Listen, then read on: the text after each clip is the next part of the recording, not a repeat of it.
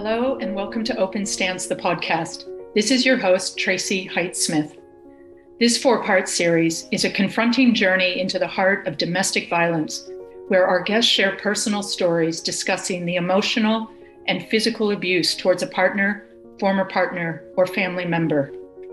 We have the privilege to listen to brave and intensely personal conversations of victim survivors and frontline domestic violence advocates who share confronting insight, educating our audience on what domestic and family violence is, who is at risk, what domestic violence involves, and what forms it can take. And through these tough conversations, we learn about the harrowing aftermath of domestic violence and the lifelong impact it has on individuals and communities around the world. In this episode, I speak with Kylie O'Connor, the Barefoot warrior coach. This remarkable woman dedicates her life to helping victim survivors recover their self-worth after domestic violence. Kylie fearlessly opens up and shares with us her personal experience with domestic violence and the trauma of abusive relationships, especially in relation to the LGBTQI community. You will hear from Kylie about the cycle of violence, forms of abuse, shame, safety plans, escaping violence, homelessness, gaslighting, domestic violence in lesbian relationships, healing from trauma, and breaking the cycle of abuse. This is a forceful conversation which delivers critical education, important support, and necessary understanding around the complexity of domestic violence, information we all need to hear in order to stop these crimes of violence. Welcome, Kylie O'Connor, to Open Stance. Morning, Kylie. Good morning, Tracy. Good morning. Thank you for having me on your podcast.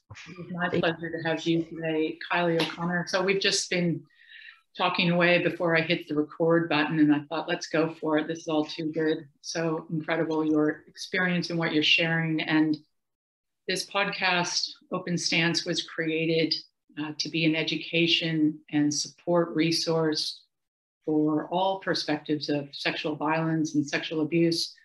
Kylie, you're brave and courageous today. You're sharing, this focus is around domestic violence and abusive relationships. And just looking at your story and chatting to you about your life. And as you had said earlier, it's not a straight line. Victim survivor of domestic violence. Fast forward to today, you are the Barefoot warrior coach, and you are a recovery coach for victims and survivors of domestic violence. So Kylie, please take a minute, and we'd love to hear a little bit about you and where you're from, and that'll kick us off. Right. Well, I am the fourth child of 5, and I grew up in a very staunchly Catholic environment, and did all the right things, supposed right things. Got married at 20. I had an amazing childhood, so I thought, climbing trees and riding bikes and all that mud fights and water fights, and and they're beautiful memories that I still treasure today. And got married and had 4 children very, very quickly. I was depressed for a lot of my life. And I came out as a lesbian at 41 after 21 years of marriage. And that was really traumatic for me because, you marry for life. And I'd spent 21 years building up and throwing myself completely into my children. And my first girlfriend came and went, and I went, oh, I didn't think that relationships were like that. Like, it was so emotive, and and there was a lot of projection. And I sort of went, oh, okay. And then I had a very short relationship, and that person, actually, I don't use any kind of wording around this person, got very physically violent very quick. And I had to really think quick around that person. So then I went on to have a relationship with someone that was very emotionally abusive.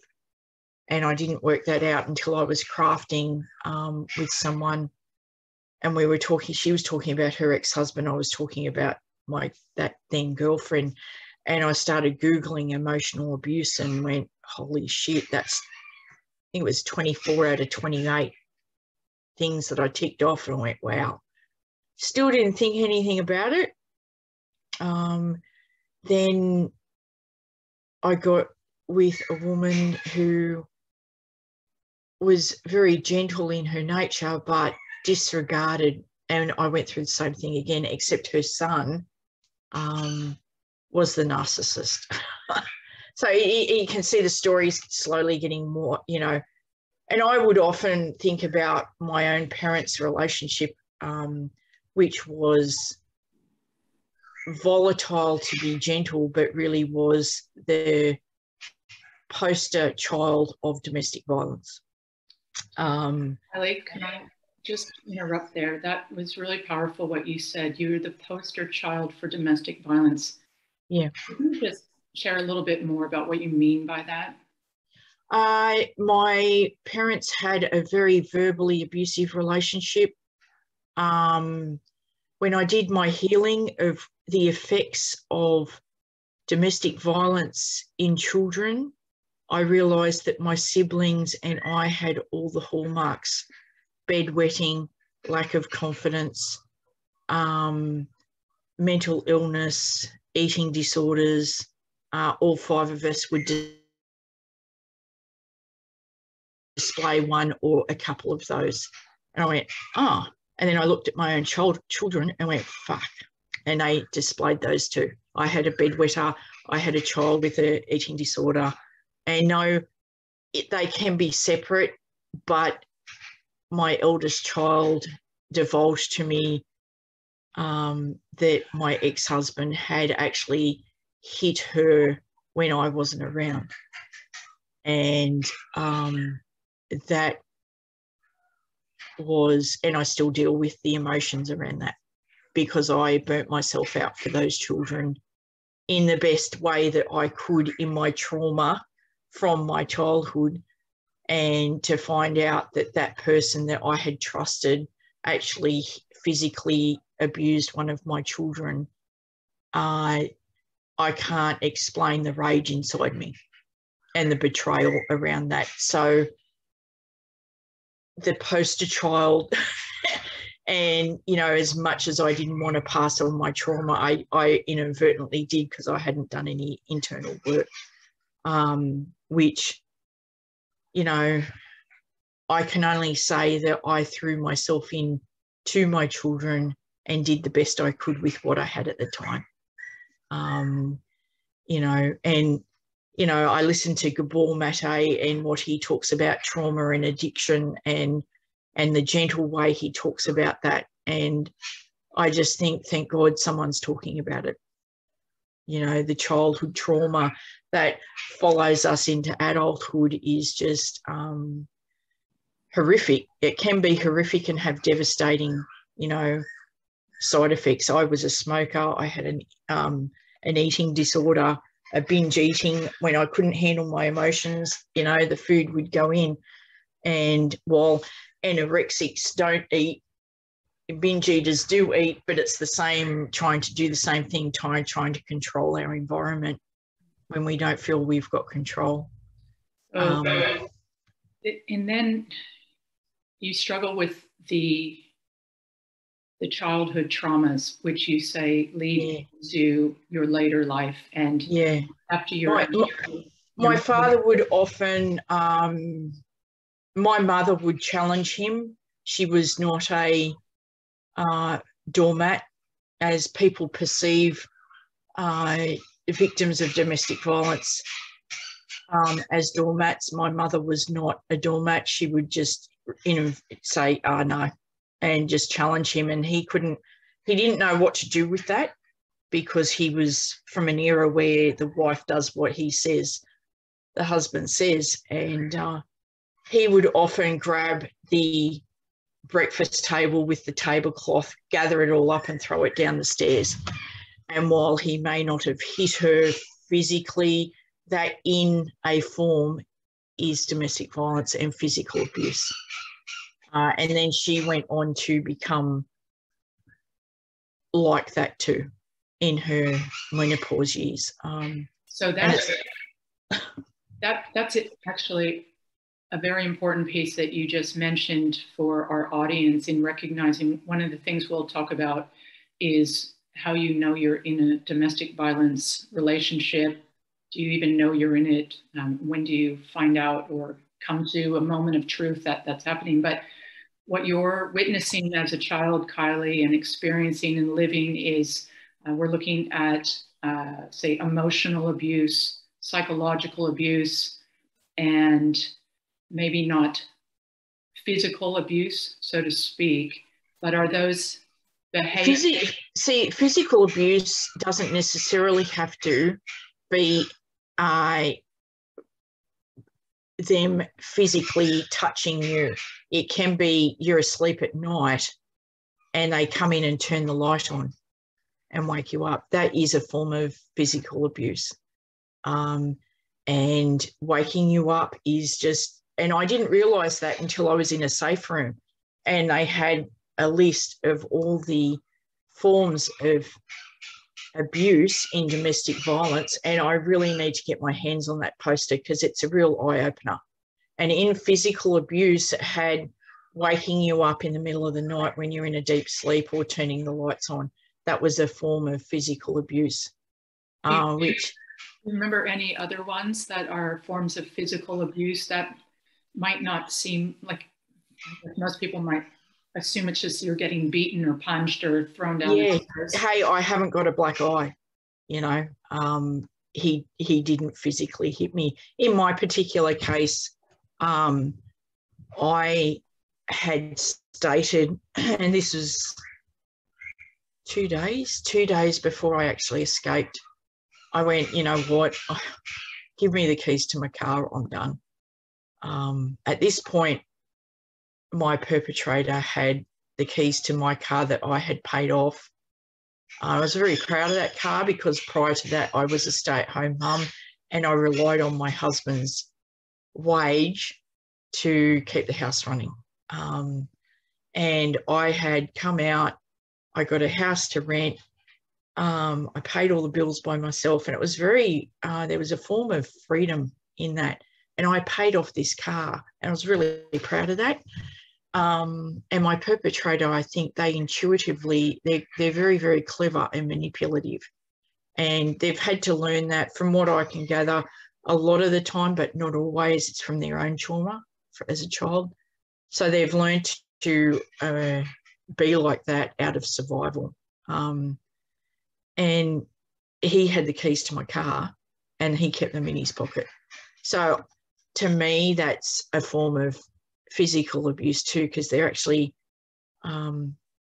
impeding and trying to control what you're doing. So they're keeping you. And I suppose that comes under coercive control. And then you just touched on financial control. You were dependent on his wage. Did you experience any kind of financial coercion or control that? With that, particularly the last abusive relationship, yeah, there were a couple, and it can be really, really sneaky. So the agreement was we put a certain amount together per fortnight towards the groceries, and then we would go in and he would get more and then I would get the blame for that. So that's probably a mixture of financial. It was only afterwards he had kept all of the money that was actually his mother's, that I had given him for the rent. And this is the other thing, they lie about what is actually going on. So he made me believe, he told me that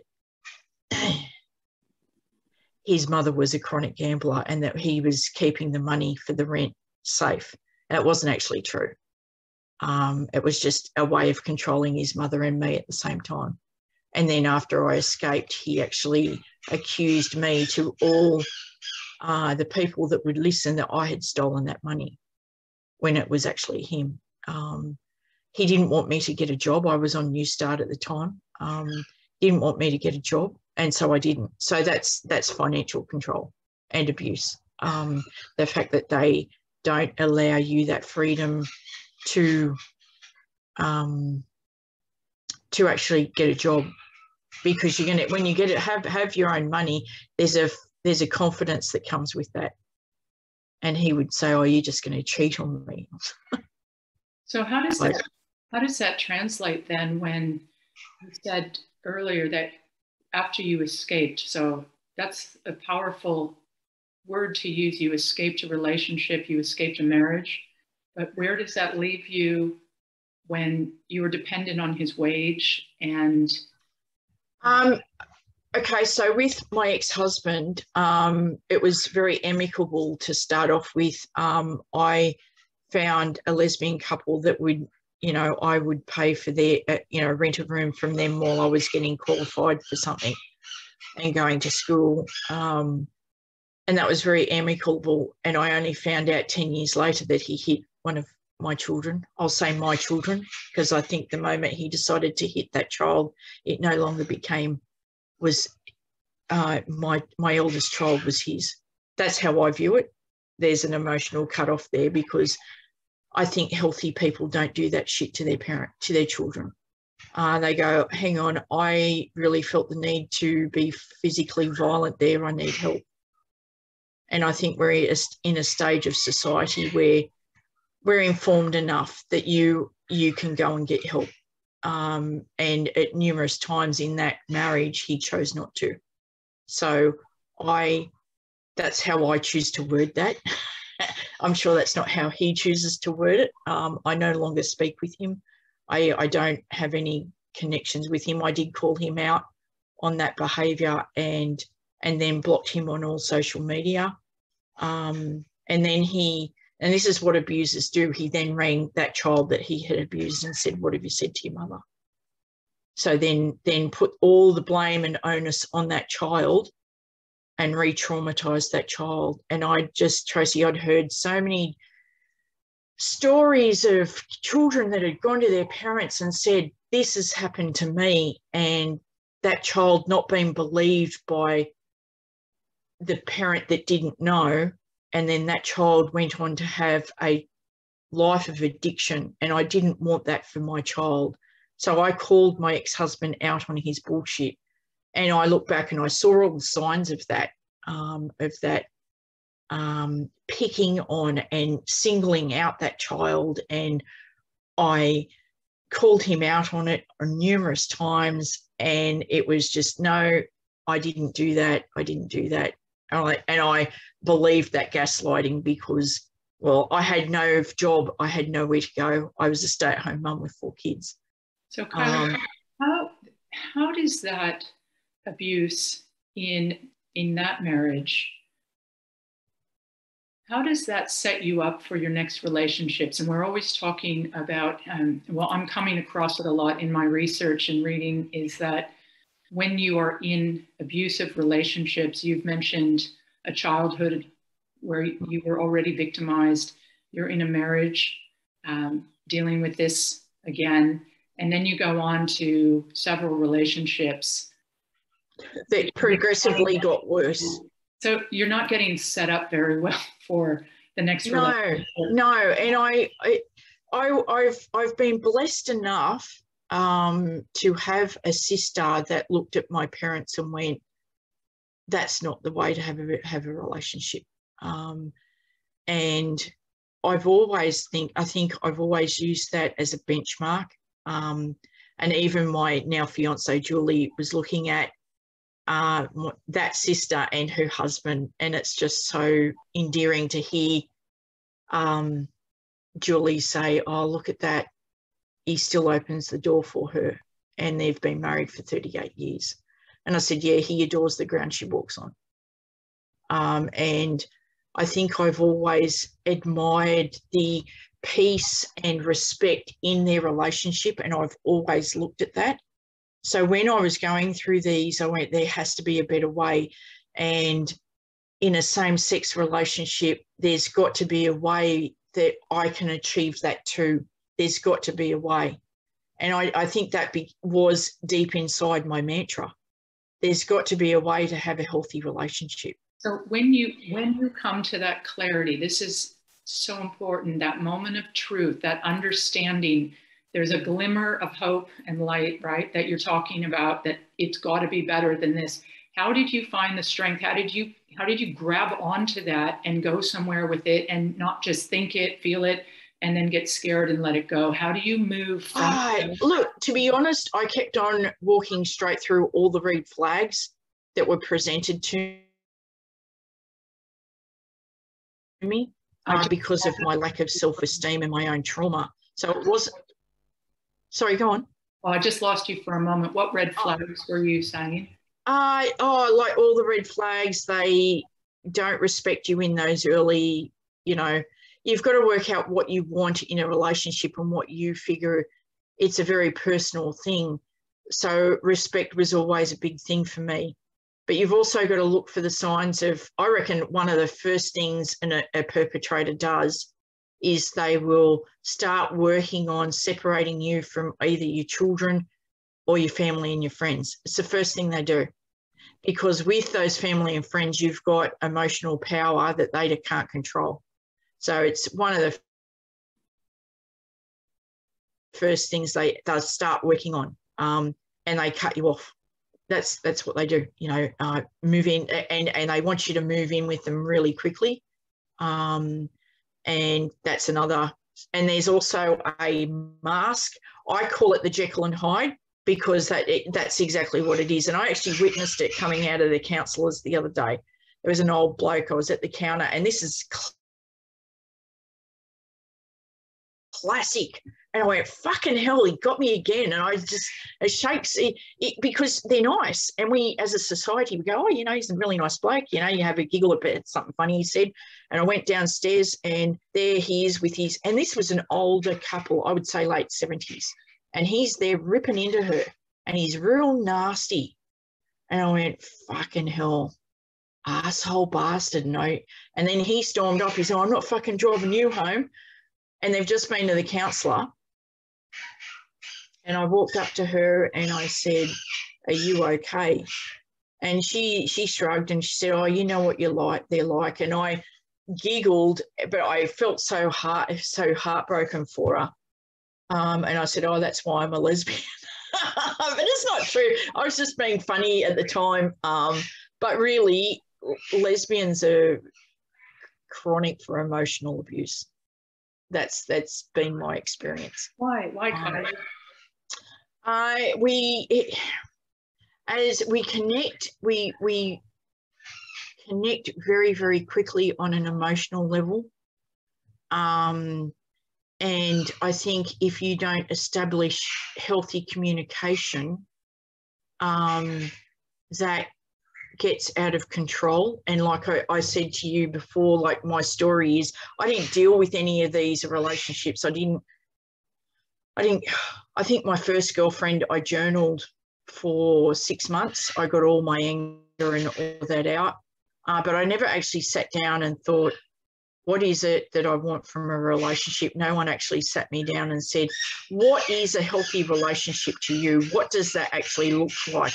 And actually just dissect it, because essentially that's what I had to do.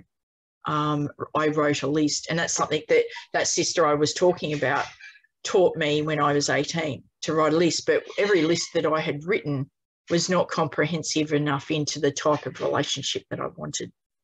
I don't think the rainbow community know how to effectively communicate and clearly communicate with respect and vulnerability through their issues. And it was something that I listened to Brene Brown's talk on shame, TED talk on shame. And I stood in my parents' kitchen and I cried for the shame of not being straight, for going through everything that I'd been through, and standing in my parents' kitchen, effectively homeless because I've had to move back home again. And just moving through, she talks about shame being a swamp that you move through, you don't live in. And that's effectively what I did. I let go of my shame. You know, I'm attracted to women, and you know what? That's okay. It's, you know, it's who you are, you know. Just be okay with that and know that your family love you regardless. Because essentially, my mum has advanced dementia. Mum didn't want to talk about Kylie left her husband for, you know, because she's gay. That was not something that she talked to anyone about. But the rest of my family loved me regardless. And Mum did too in her own way. She just couldn't reconcile that whole same-sex attraction thing. She didn't understand it. And, you know, with the umbrella of religion, it casts a shadow, a dark essence of being same-sex attracted. But I had to move through that whole umbrella of shame. That's a nice segue to a very powerful piece of this, which you have experienced in your life journey, is you're in these abusive relationships, and there's a moment of truth and understanding that you take and you say it can be better than this. What do you do then? Because this is the information that, as you also mentioned, there's a world of support organizations, people, coaches, hospitals, everything that are equipped to handle this. Yet, if you don't even know that you're really a victim of domestic violence, or the day you wake up and you realize, no, this isn't right, what do you do next? Can you share with us a pathway you took? What did you need? What was available? What wasn't available? Or and for our audience. Well, this is all part of why I do what I do, because my aim is to have rainbow refuges in every town in Australia with my program. So what is the Rainbow Refuge? Just for people that identify as LGBTQIA+. So when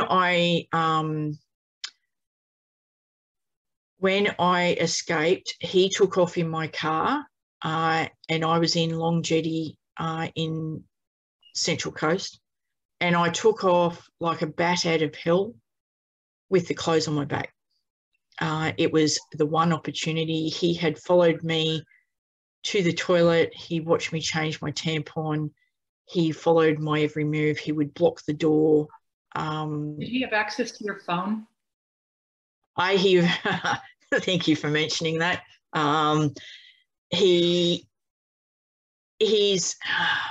So his mother, just, this is a bit of a backstory. His mother had put an AVO on him. We were in a hotel, and his cousin or uncle had rung him on my phone, so I can't get hold of him. I handed him my phone, knowing at that very moment I would never see that phone again. And there's a really lovely guy in Queensland that has, through COVID, started DV Phones. It's a charity, Ashton Wood. He's actually one of the guests on this podcast segment.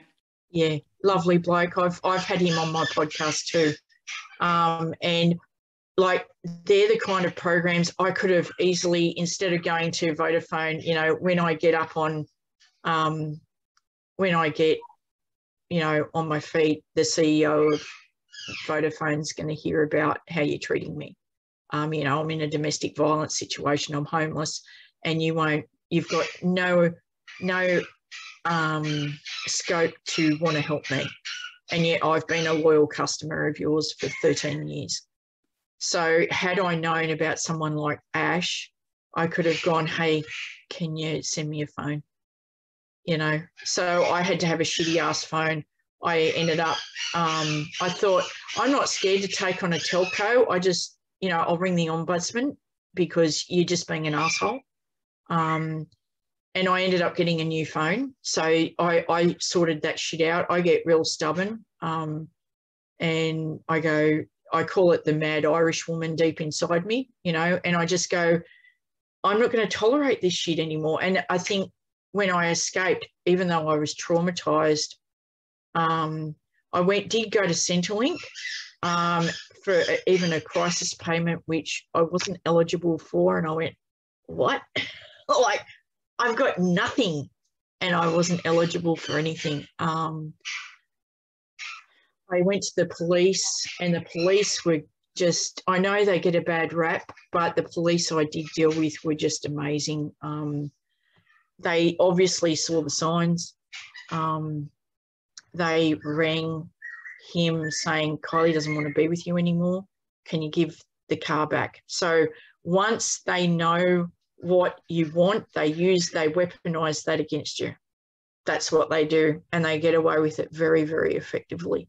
What could have helped you more in your situation when you're escaping? And I ended up telling the Department of Housing to go fuck itself. So I was in crisis housing for about 2 weeks.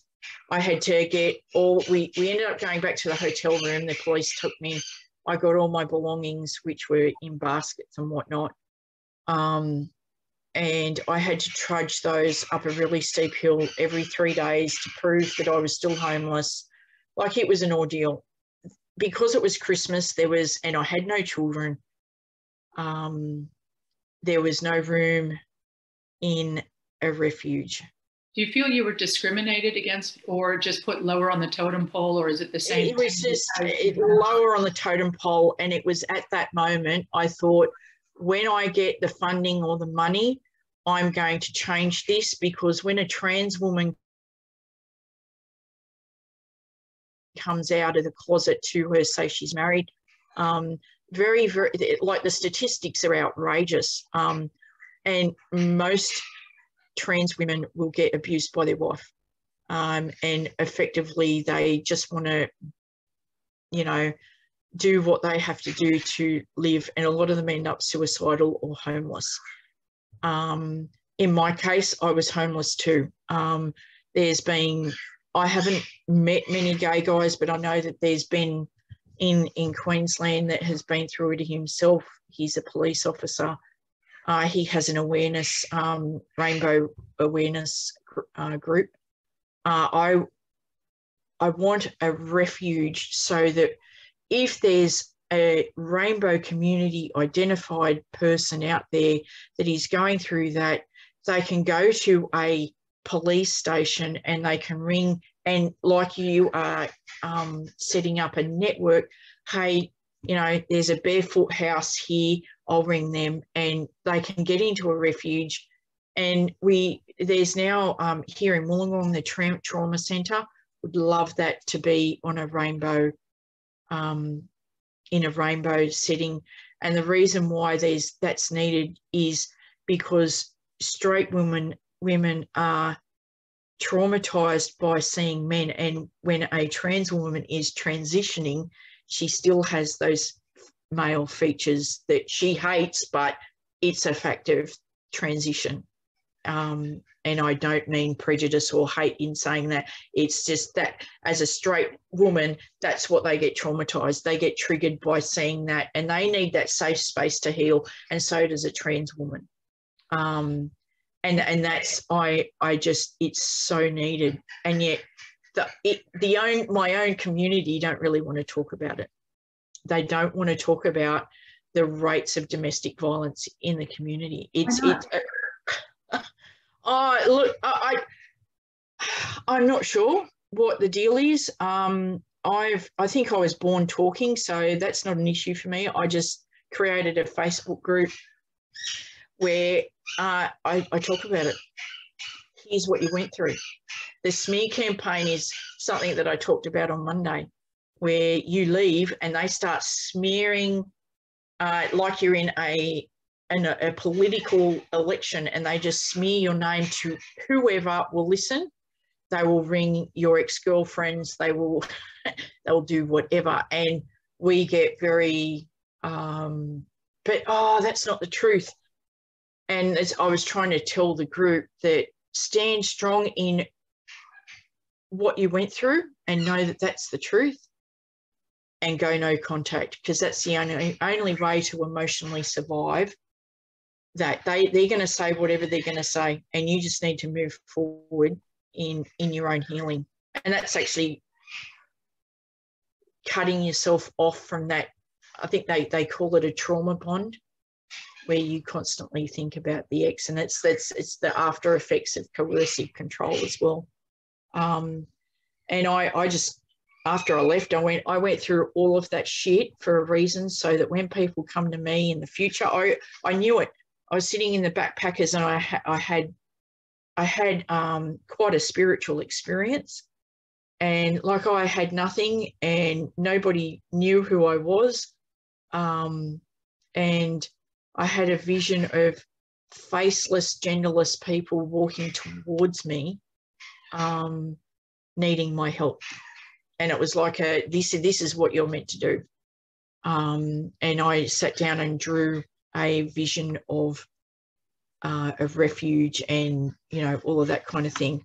So I just talk about it. I don't talk about what I went through per se, because to me, the healing, like the one thing I noticed through the women's centre that I went to down here in Wollongong was they talk about what you've been through and how to deal with breaches of AVOs and where to get legal advice, which is like the basis of starting over.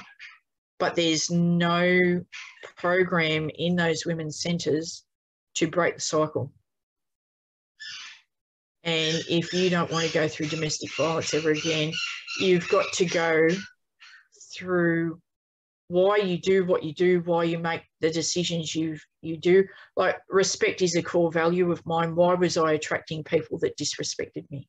Like, why was that a thing? When you hold respect dearly to you, as this 15, 16-year-old, I would hold the door open for old women and watch my own age group walk straight past them. And I never understood that. Like, you know, it's an old woman, you know, it is going to take you 3 to 5 seconds out of your day to actually give her a bit of respect. Like, what's the big deal here? So why was I attracting people that, you know, and I had to go into a very dark hole and work out why I had those traumatized things and those what I call toxic traits. I just had to go there. Did it make, once you got to that point and you went through into the dark hole and you grabbed onto those reasons why you were falling into the same kind of abusive relationships, did it make sense to you? Were you able to put it together and start to piece together your childhood, your first marriage, what happened to the abuse to your child? Were you able, did that start to make sense in a way that really gave you a pathway to progress and the recovery pathway that we're talking about?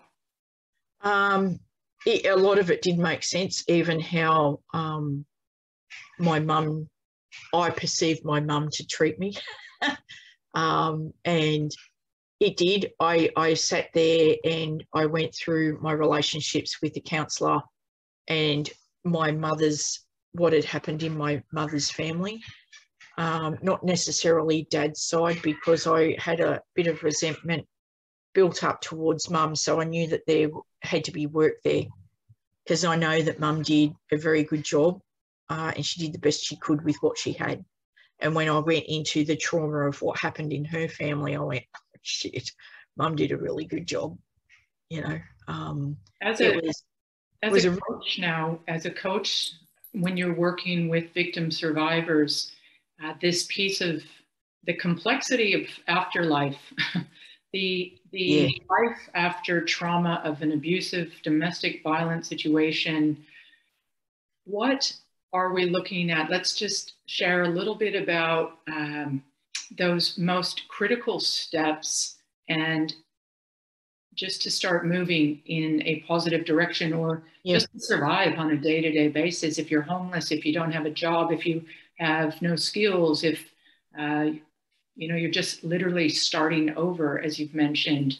What are the critical steps that we should be identifying right now for someone at that place?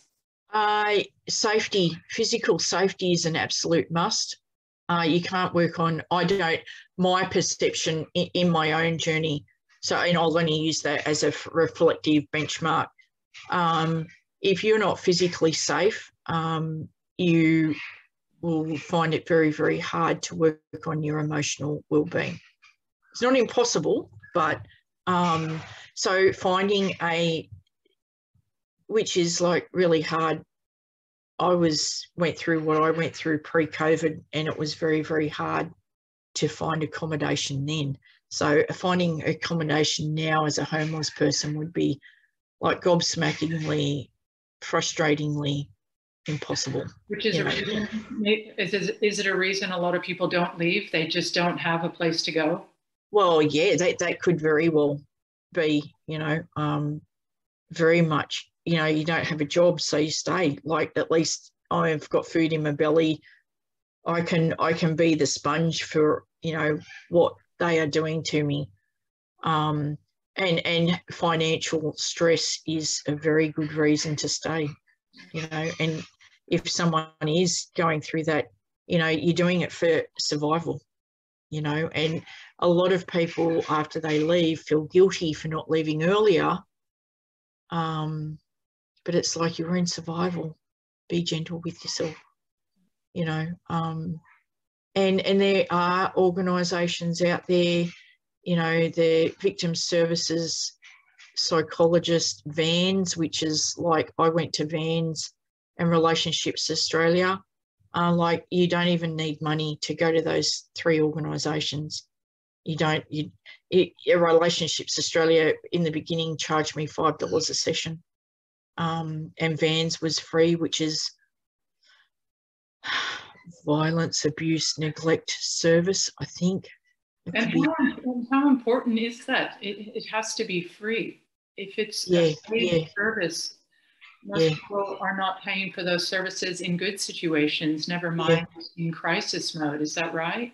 Yeah, oh, absolutely. Because I escaped with the clothes on my back. When I handed him my phone, it had my license. And it's funny because my intuition said to me, before he came around the corner, get your license and your ATM card. And I didn't listen to it. And the moment I handed him my phone, I knew I would never see any of them again. So I then had to go through all of the steps to get my identification back.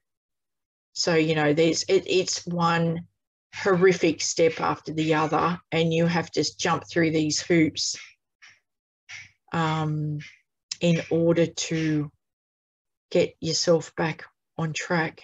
And you've got these government organisations just seemingly, what it felt like was whipping you for a situation that you have had no control over, and you were escaping for your own survival. And they was like, yeah, we don't care. You've got $300 in your account, you can pay for accommodation.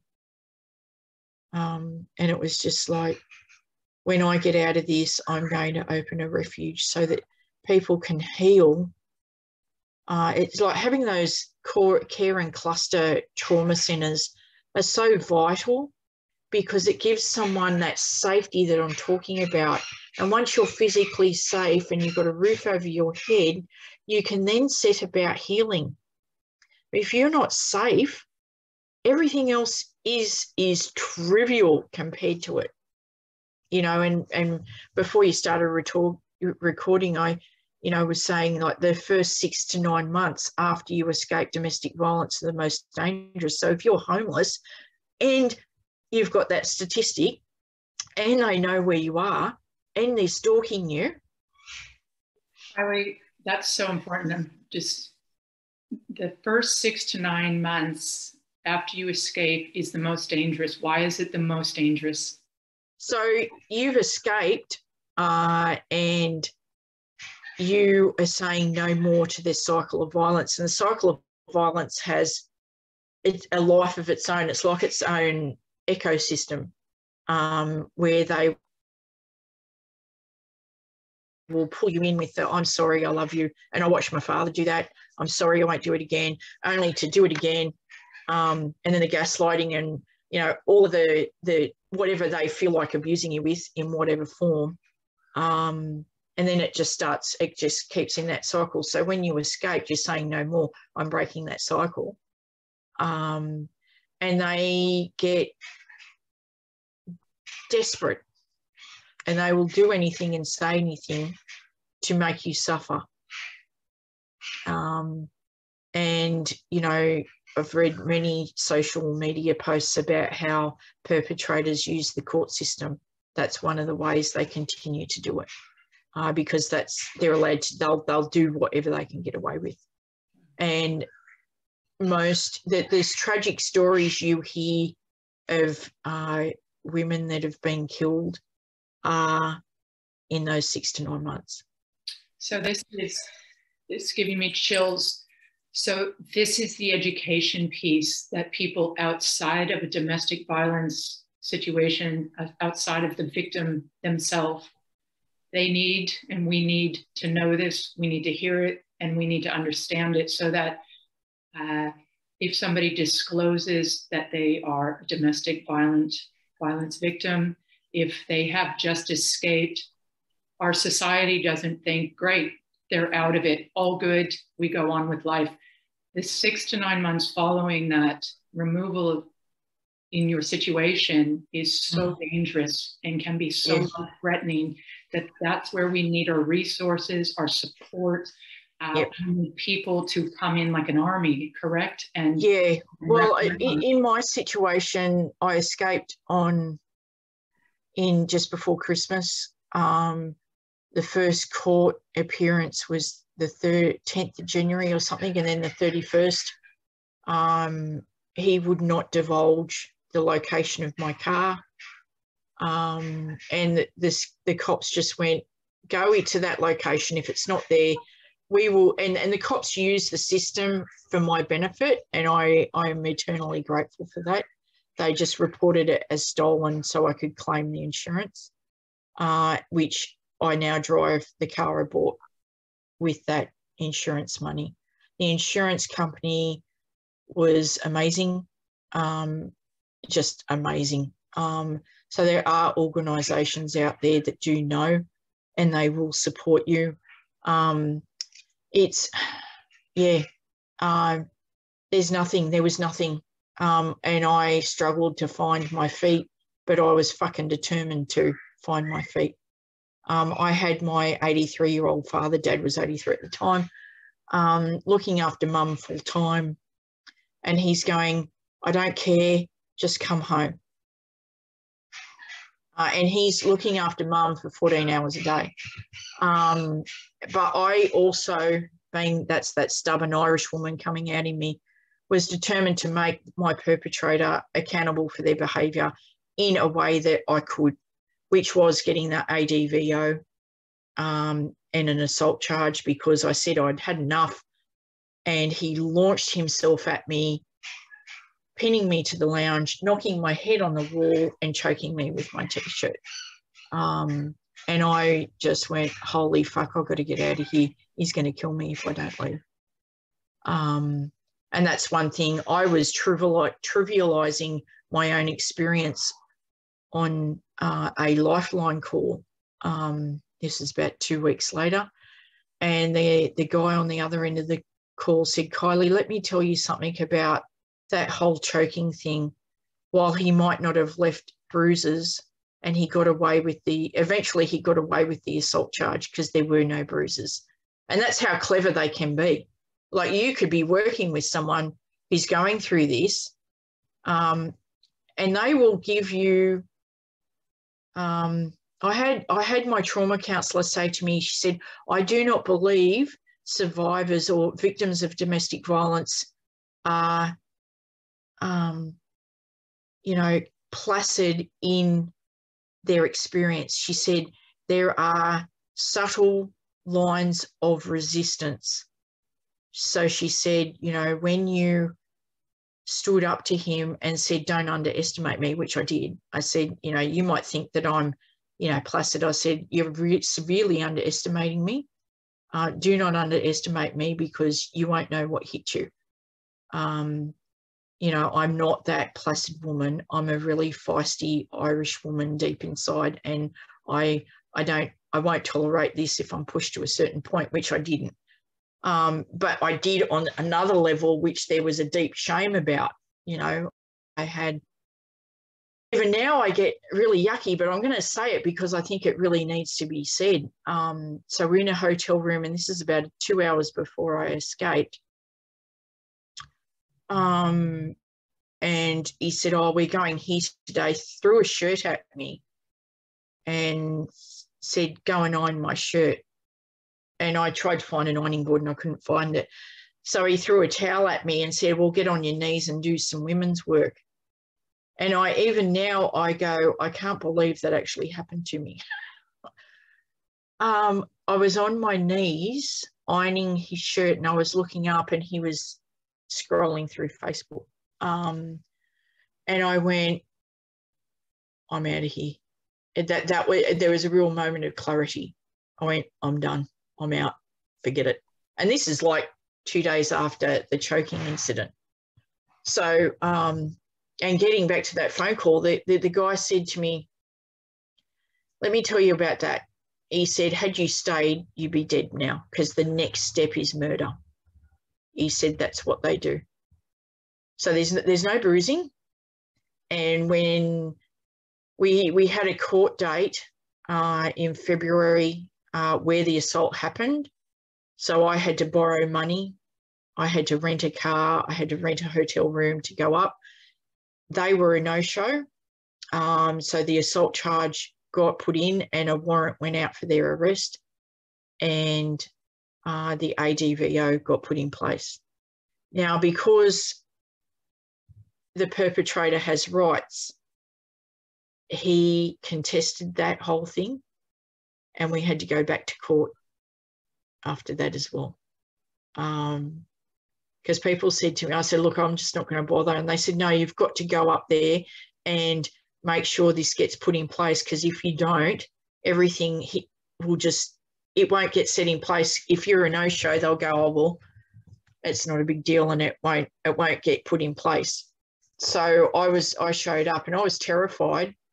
There was no safe room. It was a small seaside town. And people argued with me that there was a safe room, but it was locked. So if he showed up, I had no safe space to feel safe at all. And it was really traumatizing. And so, yeah, it was, those days are really, really hard to go to court and get re-traumatized all over again. The post-traumatic stress starts, and that's like a really nasty way to time travel. So this is the incredible levels of trauma you experience as a victim who has already escaped an enormously dangerous, traumatic lived experience of domestic violence. Now you move into another highly traumatic place in life that's 6 to 9 months and longer potentially, depending on whether or not you have any support in place, any lifelines available to you. It can look many ways. And Kylie, this is a wonderful way to move into what you're doing now. You've taken this incredible journey of pain and suffering as a victim yourself, and you're now a coach for domestic violence survivors. Because obviously there's such a critical component to be dealt with once you leave these relationships and in a violent situation. And you are one of the resources that is available from lived experience and education to help guide and navigate, support, and literally, as you're called, Barefoot Warrior Coach, to help deliver strategy for victims in this next part of their life, which is complex. Making sure it never fucking happens again. Believe and love yourself so much that you only attract into your life people that are supportive of your journey. Well, and to bring this all together, please just share a couple minutes about who you are as a Barefoot Warrior Coach and why this is important for people to recognize when they're feeling that place, that there's support for the next part of this journey and life after abuse, and how critical that is to have somebody in your corner supporting you. It's going to be a tough time regardless. And that people like yourselves are available and readily available. Yeah. I mean, I have straight women in my group as well. I started a Facebook group called The Warrior's Way. Can anybody find that group? How can yeah, it is a private group, but anybody can find it if you look it up. What is it called? The Warrior's Way. We'll make sure to post it on your site. I post morning and night about different things, and I do a live every Monday. I wrote my own program that takes you through basically what I discovered through my own healing. So I didn't think I was worthy. I didn't think I was enough, and I didn't think I was lovable at all in any way, shape or form. And especially because I was gay, and I'm not sure why we in the rainbow community think that. My experience of coming out, I haven't had much homophobia, but I know my partner, my fiance Julie, has, as she's been out her whole life, and her job, there was a time where she had to hide who she was for fear of, so there is an essence there. In the last 10 or 15 years, there's not been many experiences where I have, especially in my job, in my paid employment, I don't experience homophobia at all, which is wonderful. But I know people do, so there is that stigma. So moving through the shame of how you feel around certain things is really important too. Because of my experiences as a child, became a chronic people pleaser, chronic. So I had to learn what my needs were as a human and as a woman. What do I need to be emotionally healthy? What do I need? And that takes time, and that takes effort, and it takes commitment. And then recognizing, it sounds simplistic, but it's not, because when you are a chronic people pleaser, how you feel doesn't matter. And this is so important for our audience listening, is most of the time you're never going to know the things that you're talking about. You certainly didn't at the time, and you've had to spend many, many years uncovering that and coming to terms and developing an understanding and acceptance and then dealing with it. So as a domestic violence life coach with this personal experience, you are such an amazing person to be able to help bring to awareness, in many cases, the things that a person may be suffering or enduring without even knowing. And that's so powerful, because once you have that type of recognition or understanding, that is a stepping stone to the next part of the process. But until you even get your hands or your head around what the core issues are, it's very hard to make any type of progress. Is that right? Yeah. And being, like I said before, being physically safe is the cornerstone of, it's the first step. And then even if you are homeless, like I was at the entrance in a backpackers, and I would make myself a coffee and go down and watch the pelicans and all of that. So that I started that self-care very, very, in the very beginning. It's such a beautiful part of the world. And it was in summer, and it was just glorious. And I also, when I came home, I had someone say, you need to get into the water. And I just loved that. You cannot underestimate the power of self-care. And again, this is part of the holistic approach to dealing with the actual abusive relationship, escaping, dealing with those dangerous 6 to 9 months typically, but then the ongoing self-care and recovery, because recovery is such an ongoing, non-linear relation. So self-care has to be. It's the cornerstone of, while being safe, physically safe is one part. You start your therapy like that. That is just, I can't emphasize enough going to therapy, and your self-care. You're going to need that self-care and that self-nurturing while you're doing that hard stuff of therapy. It's like being on a seesaw or balancing the scales. And it's presenting all the options that are available, because there are so many incredible options that are successful for people, and we're all different. Every trauma is, whether it looks the same or not, we're all unique, and we'll handle every single trauma in our own way. So just being in a position to know what is available, personal experience, whatever works for yourself may not work for someone else, but being able to deliver a whole consortium of options where one thing may just hit somebody initially that they can grab onto, and that's your lifeboat.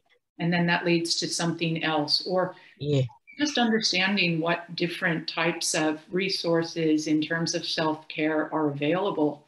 Well, yeah, and you, like, I actually I went to a psychic medium, and she said to me, you need to be in the water. And that became a very spiritual experience for me.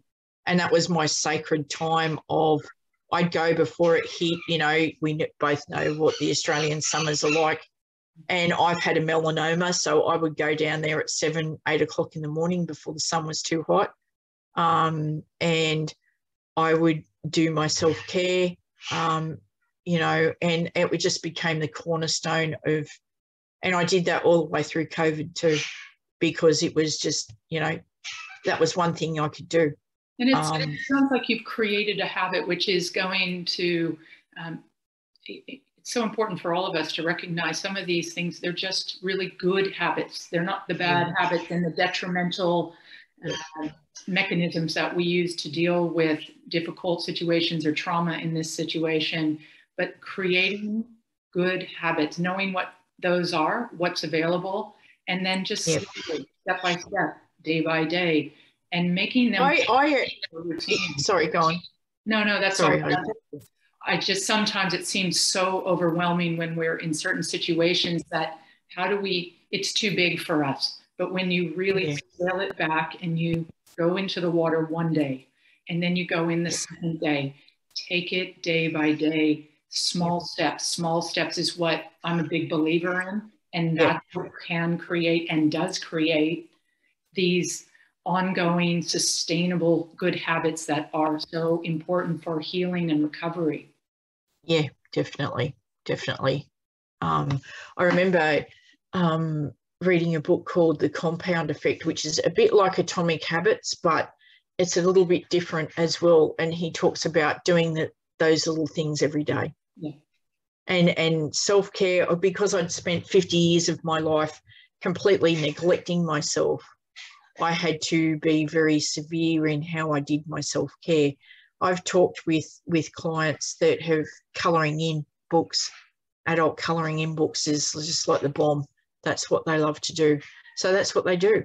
You've got to find what you love. And when that medium actually said to me, you need to be in the water, I instantly went back to my childhood and remembered how I felt in water. And I just felt like, you know, a platypus being playful in the water. That's how I feel when I'm in the water. And I went swimming for the first time since winter.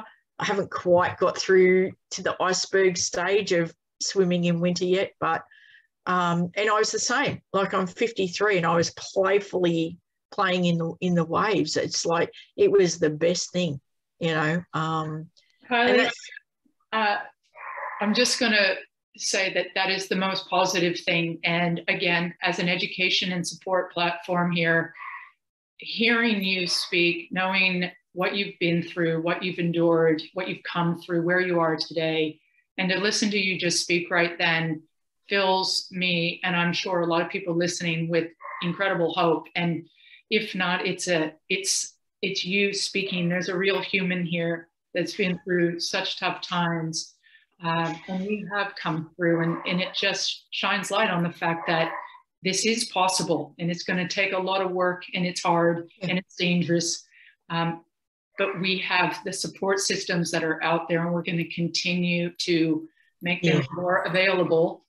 But look at where you are right now. It's absolutely. And I remember seeing that, oh, it's a meme, you know, like there's light at the end of the tunnel, and no, it's not a train. And I remember laughing at that. But I remember being in that tunnel going, fuck, I hope it's not a train. Where's the light at the end of the tunnel? And that's why I have my Facebook group, to help people know that there's light at the end of the tunnel, and you're not alone. On that note, Kylie, in the links section, I will make sure that we all have access to that Facebook so that people can reach you.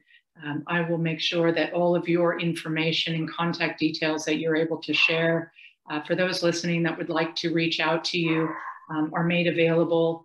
You are a true gift to so many that are walking this pathway right now, that are in it and that are going to come through it. And I'm so excited that we have you as a resource and a human being that can literally be a lifesaver for someone out there. Just personally, thank you for your time and your courage for being here. I'm truly sorry for what you've had to go through in your life. But it's a real honor to share this time with you, because I know that it helps so many people, and it will and be such a gift in so many people's lives. And I really appreciate the time that you have spent here sharing such personal, intimate stories about your life. Thank you. Thank you very much, Tracy. And thank you for having me. You know, that's, if my story can, you know, empower someone to do the work that needs to be done so they don't go through it ever again, then, you know, I will be happy about that. You know, I want to reach millions of people. That's my goal. I don't think small, I think big. You know, and I think what the work you're doing with Pip is just like, it's so good, because getting your name out there is actually hard work, you know. So thank you for having me. Well, and you're reaching a lot of people, and we have the beauty of today's world is we can reach millions of people. So why wouldn't we? And that's awesome. Right. Why wouldn't we? Of course, we're going to do that. We need to reach everybody we possibly can. Absolutely. But, thank you for that. And I look forward to putting this domestic violence segment up. It's a very powerful piece, and so much to be learned and gained from your segment. So we'll stay close in touch, and I'm sure we have a lot of work to do together down the track here. Absolutely. I look forward to it.